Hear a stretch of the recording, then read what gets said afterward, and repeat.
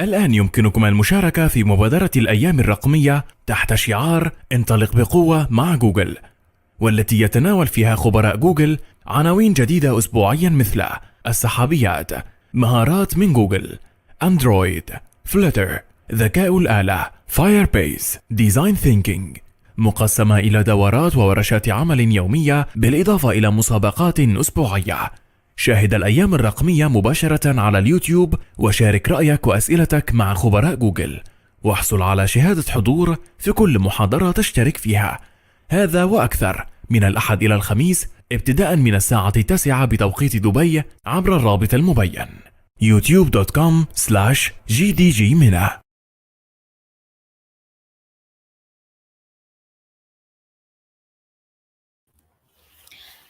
Hello everyone, thank you for joining us today. I'm really excited to be here again in another topic, this time in machine learning. In today's session, we will talk about the Auto Encoder.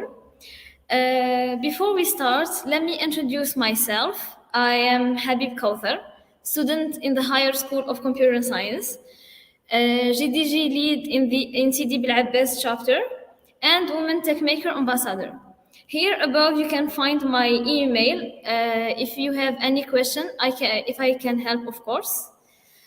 Well, let me give you an overview about today's session. First, we're gonna talk about. We will have an introduction. Second, we will know what is an autoencoder. Third, we're gonna talk about its architecture, and then we're gonna go through its type, and we're gonna see some use cases, and finally, we will see a simple implementation of the autoencoder. Let's discover the intuition behind the autoencoder. Let's say you were to memorize these numbers. Which sequence you think it's easily to memorize? The first one or the second one? Well, it seems like the first one is easy to memorize, but the first one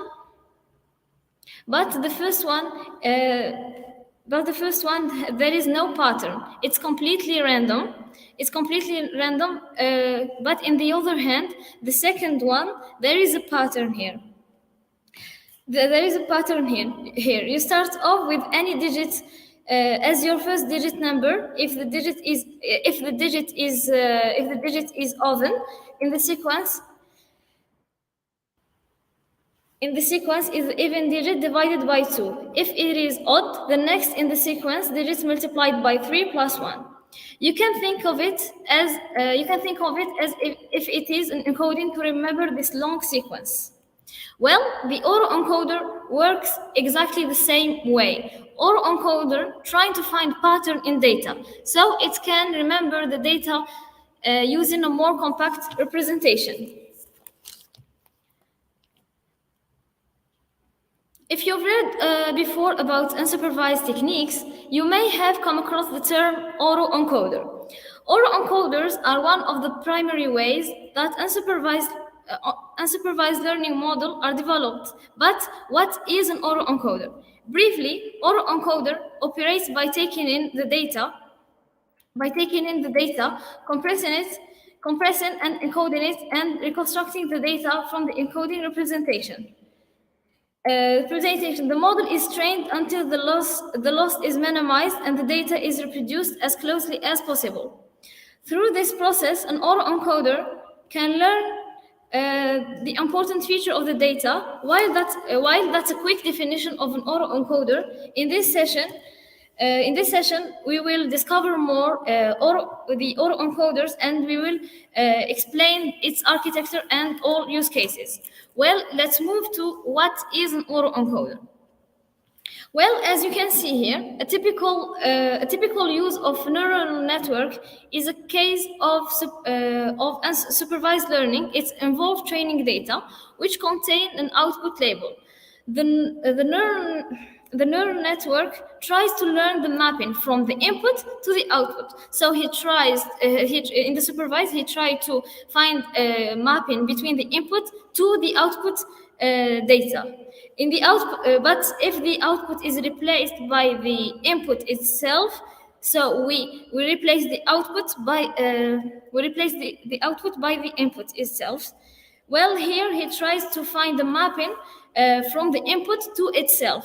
This would be like the identity function, which is a trivial mapping. But if the network is not allowed to simply copy the input to the net from the input, the network will try to force to capture any significant feature. This constraint opens up a different field of application for neural network, which is known as the Auto Encoder. So, when creating Auto Encoder, your architect can look a little bit like this. And while it might look like just a deep neural network, there are a couple of constraints. First, the number of the output neuron in the output layer should be the same as in the input should be the same as the output layer. So in here we have 7 input values, and in the output we have 7 output neurons. Then the layer that takes the input, as shown here, will encode the latent representation of the input data, and such as that's called the encoder layer. The encoder layer is the blue one in the representation.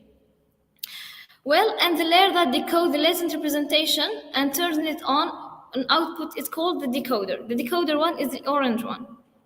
So you might be wondering why this is different from the deep neural network. Well, simply we have here in the hidden layer we have a fewer number of nodes. Why? The purpose of Auto Encoder is to copy the input to the output. But if there is the same 7 neuron in the hidden layer, the network will end up looking like all the same. We can have a straight pass through from the input to the output, and we will have no pattern to represent will be learned. There is no pattern will be learned. Well, before diving into coding, let's take a look at the Auto Encoder architecture. In the Auto Encoder architecture, we have the encoder. First, we'll start with the encoder. This portion of the Auto Encoder is typically a feed-forward, densely connected network. The purpose of the encoding layers is to take the input data and compress it into a latent space representation, generating a new representation of the data that has reduced dimensionality. Well, the encoder part of the network, the encoder part of the network is used for encoding and sometimes even for data compression purpose. Although it's not very effective as compared to the other general compression technique like JPEG, encoding is achieved by the encoder part. It's for to pick up only the most significant and representative feature of the data. The second half is the coding layer. Or as we said, the bottleneck. Deal with the compressed representation of the data. The bottleneck code is carefully designed to determine the most relevant of the observed data. Or to put that another way, the feature of the data that are the most important for the data reconstruction. The goal here is to determine which aspects of the data need to be presented and which can be ignored. The bottleneck code needs to balance between two different considerations. The representation size and variable and feature relevance. The bottleneck perform element-wise activation on the weight and the bias of the network. The bottleneck layer is also called, as we said before, the latent representation. Well, moving to the last part of Auto Encoder, which is the decoder. The decoder layer is what's responsible for taking the compressed data and converting it back into a representation with the same dimension as the original one, and altered data. The conversion is done with the latent space representation that was created by the encoder. The most basic architecture of an autoencoder is feed-forward architecture, with a structure much like a single-layer perception. Feed-forward neural network, the autoencoder is trained through the use of backpropagation. Let's move to the attribute of an autoencoder. There are various types of autoencoder, but they all have certain properties that unite them all, of course. Autoencoders learn automatically. They don't require labels. And if given enough data, it's easy to get an autoencoder to reach his high performance on a specific kind of input data. So the autoencoders are data specific, which means they can only compress data that is highly similar to the data that the autoencoder has already been trained on. So he's very specific to the data he was already trained on. Autoencoders are also lossy, means that the output of the model will be degraded in comparison to input data. When designing an autoencoder, machine learning engineers need to pay attention to 4 important hyperparameters: the code size, the layer number, the nodes per layer, and the loss function. Well, the code size decides how many nodes begin the middle portion of the network, and fewer nodes compress the data more. In a deep autoencoder, while the number of the layer can be any number, that an engineer needs to find the most appropriate number. The number of the nodes in a layer should decrease as the encoder goes on. Meanwhile, the opposite holds true in the decoder, meaning the number of nodes per layer that means the number of layers should increase as the decoder layer approaches to its end, as we saw before in the representation of our encoder. Finally, moving to the loss function. Well, the loss function of an autoencoder is typically either binary cross entropy or mean squared error. The binary cross entropy is appropriate more, for instance, where the input value is when the input value of data is in between 0 and 1 range. Let's move to the autoencoder types. Well, before I start the autoencoder types, I like to mention that I didn't cite all the autoencoder types.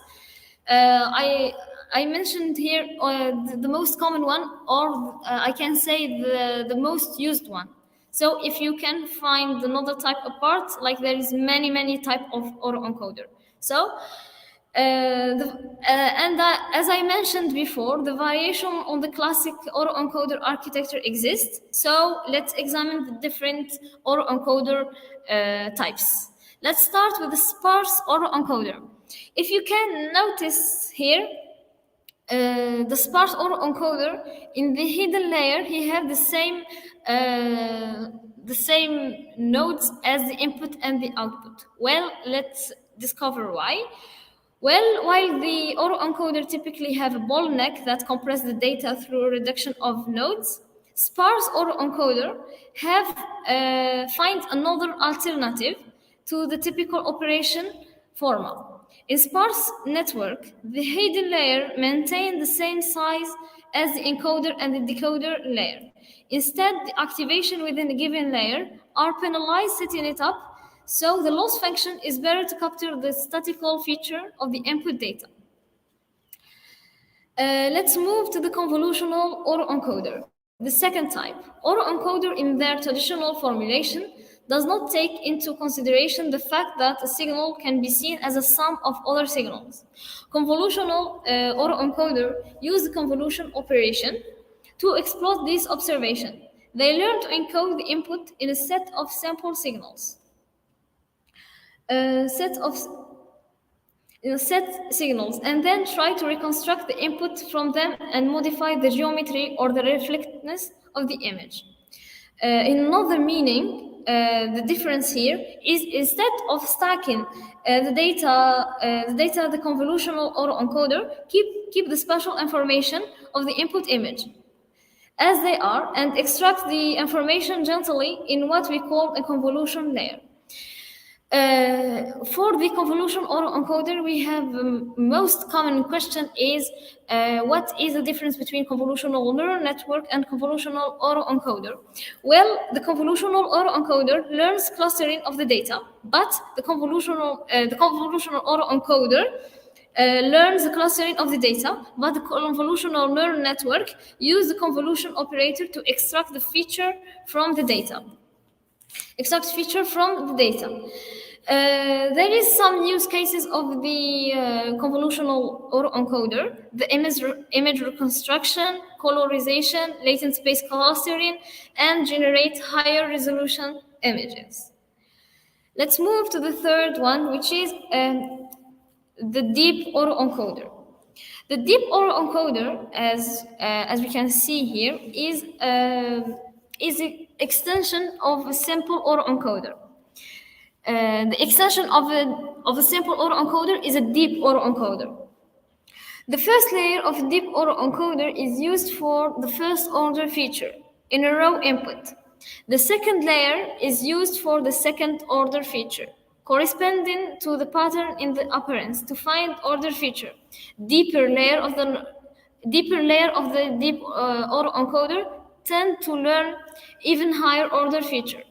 A deep autoencoder is composed of two symmetric deep belief network. The first 4 or 5 shallow layer representing the encoding half of the network.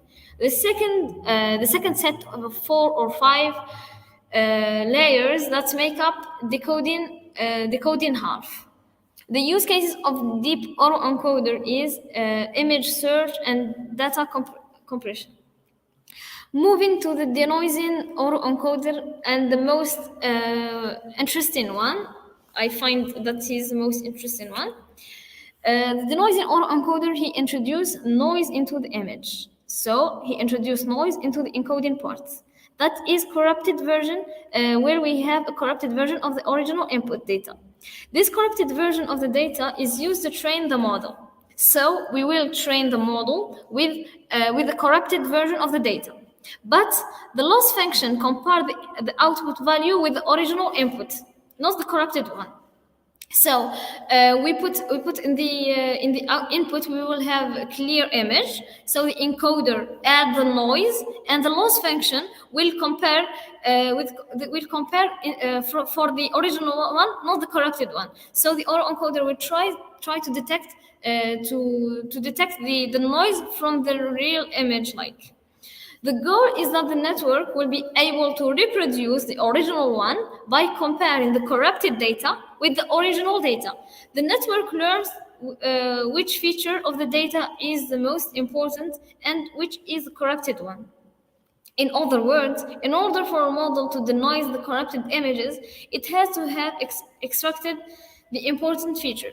So the denoising autoencoder, in the end, will surely have a pattern. Like, he will not copy the input to the output, but will for sure have a pattern by detecting the noise from the original image. This is why I find that the denoising is interesting to learn. Let's move to the most important part, is when we will use the autoencoder and how to use them. For example, there is image coloring. Well, autoencoder are used for converting any black and white picture into a colored image, depending on type of picture, of course, but usually all images. And he can also tell which color it should be. The second is the feature variation. It extract only the required feature of the image, as we said, and generate the output by removing any noise or any unnecessary interruption. So, as I said before, this is the job of the denoising. He remove any noise, and as we can see in this picture, the picture of the cat with this noise, he give us an output with a clear image of this cat. Dimensionality reduction. The reconstructed the reconstructed image is the same as the input, but with a reduced dimension. It helps in providing the similar image with a reduced pixel. I often like to think of an autoencoder as a similar in concept to compression methodology. That's take a big image and turn it on a smaller image without losing too much information. For example, JPEG is a common format for images, but it's not a direct compression for the pixel. It's a lossy representation of the content in the image, but one which is able to maintain the sense of the original image. As such, autoencoder can be very useful for dimensionality reduction, where, for example, in NLP problem, you may have an embedding that has 10 or more dimension, but you can reduce those while still maintain some kind of context of the data. This make it useful to visualize the data. It's hard to visualize 10-dimensional data, but relatively easy to do with the 3-dimensional data. This is why autoencoder are so important in reducing the dimension. Now I guess, I think it's better that you have an idea about autoencoders. So let's take a look at a building, very simple one.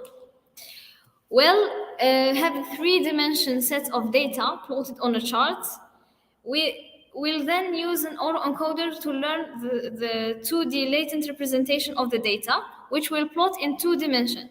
Then, from this data, we'll attempt to reconstruct something closer to 3-dimensional regional using decoder. Let's consider this autoencoder you see here. It has a 3D data as an input, as you can see, x1, x2, and x3. When the data is encoded, it will lose a dimension and be encoded into 2D representation. When it's decoded, it will return by a 3D representation. But, of course, given the dimension were reduced in the previous layer, it will be an approximation that was learned from the training data. This image, you can see here, this is a plot of our code that you will see. This image is a plot of our 3D data. If you look closely, it's roughly circular or horseshoe shaped. It's a horseshoe shaped. The values are randomly scattered to the z-axis. If we encode with the 2 neurons, as we saw on the previous architecture, and then look at the encoding, we can see something like the image on the left here. Despite the data being reduced to 2 dimensions, the rough horseshoe shape was maintained when we decode from this. We should expect something like that looks similar to the image on the right, but of course it has been lost when the dimensions were reduced. We will get this one. Yes, this one, where you can see here, the rough shape of the data was maintained, by the approximation lost a lot of the noise in the input data and regularized it somewhere. Still, it's pretty good replica of the original producing 3D output from the 2D latent representation that was learned by the network. Let's see the code to create a very simple one, an autoencoder. Creating this encode is really straightforward. We have 2 dense layers, one for the encoder and one for the decoder. We can create the encoder as a single dense layer with 2 neurons and an input shape of 3. As you can see in the diagram, the layer has two neurons, and their three value input is called x1, x2, and x3. Similarly, we'll create the decoder as a dense layer with the three neurons. It's also our output layer. We specify it to have the input shape of 2 because it's designed to decode the 2D data later. We can call this with data to see if we can reconstruct what we had encoded. We then define our model as a sequential of these two layers and then compile it.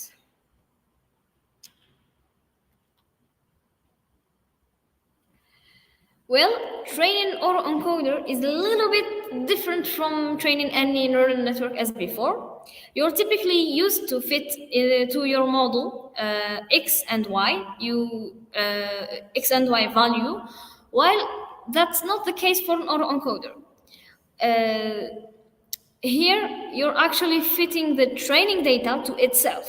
Yes, indicate but the fact that we used the X train twice in the model dot fit. Now, why we did that?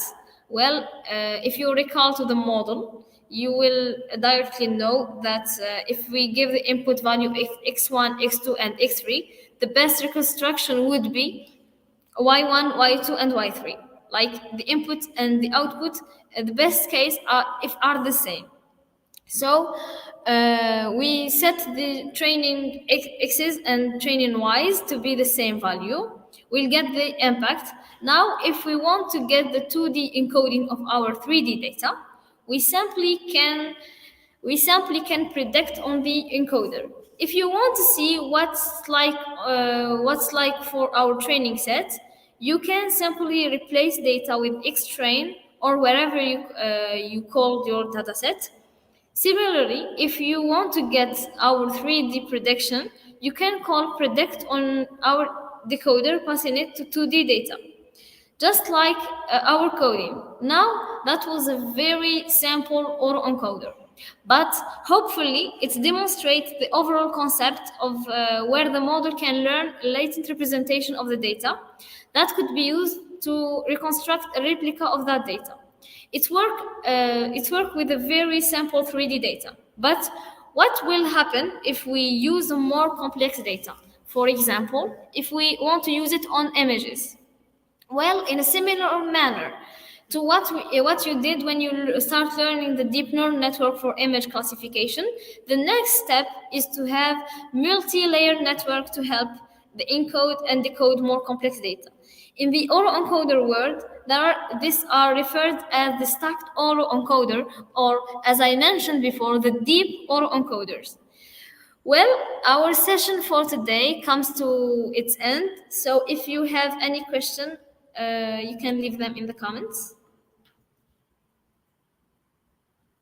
Thank you for attending today.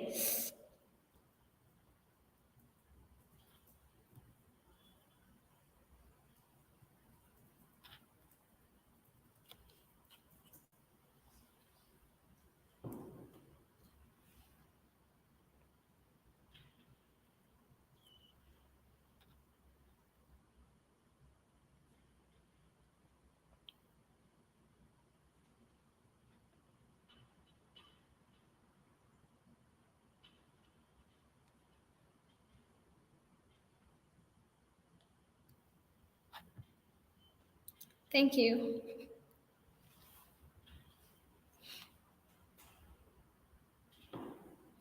Well, I can, as I said before, there is my email address. If you have any question, you can contact me anytime. I can answer.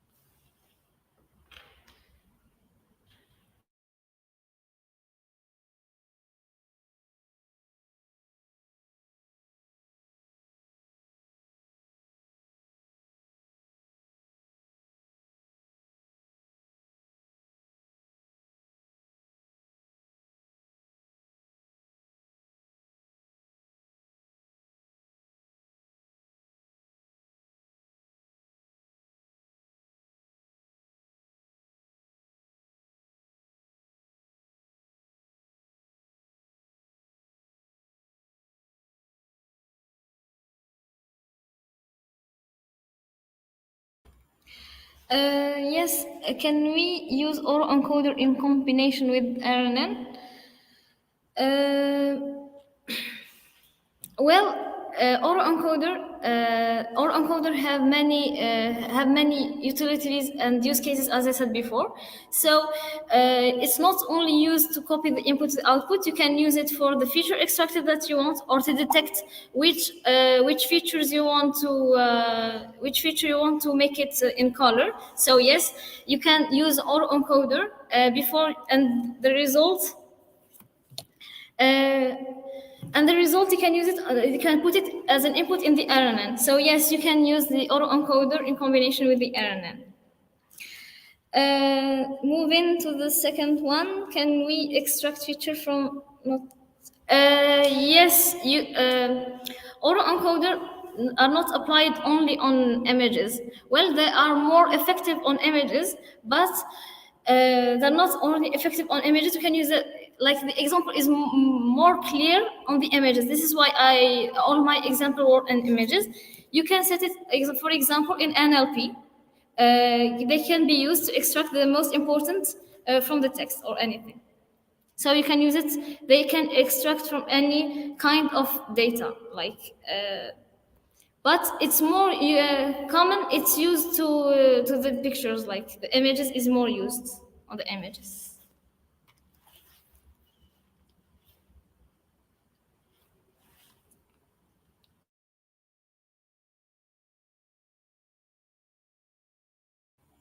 Thank you.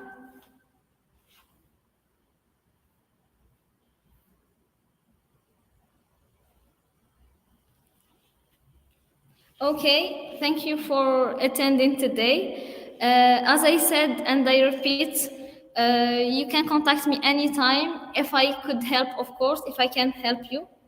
Thank you for attending today. Thank you for being here. Well, goodbye.